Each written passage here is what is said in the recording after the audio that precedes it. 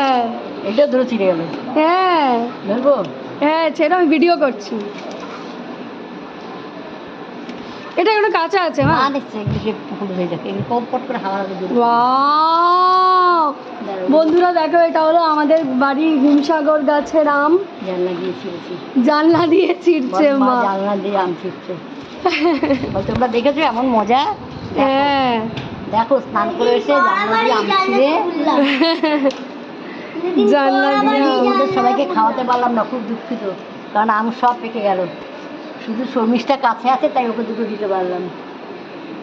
তোমাদের টাকা।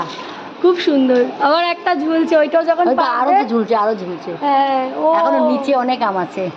বাহ, সব ভাম্বিরাল এসে এসে খেয়ে যাচ্ছে, এটাই যা দুঃখের। ওই যে ওইদিকে পাকামটা দেখ, ওই পাকামটা দেখ, বুঝেছিস না এখান থেকে দেখা যায়, ওই যে হ্যাঁ আমটা পাততে পারছেন, একটু দূরে আছে। কিরে কেমন লাগছে আম দেখে?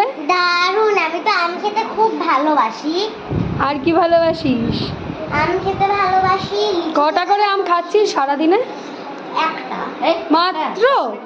মাত্র বল, সকালে একটা, সকালে একটা, হ্যাঁ বিকেলে একটা। বিকালে একটা।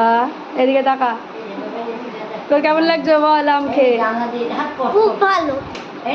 আমাকে দেখা, এই যে এতগুলো আম জানলা দিয়ে মা পায়। দেখেছি দেখেছি, এটা খুব একটা ভালো বোঝা যাচ্ছে না। হ্যাঁ দেখা যাচ্ছে। হিমসাগরের টেস্টই আলাদা।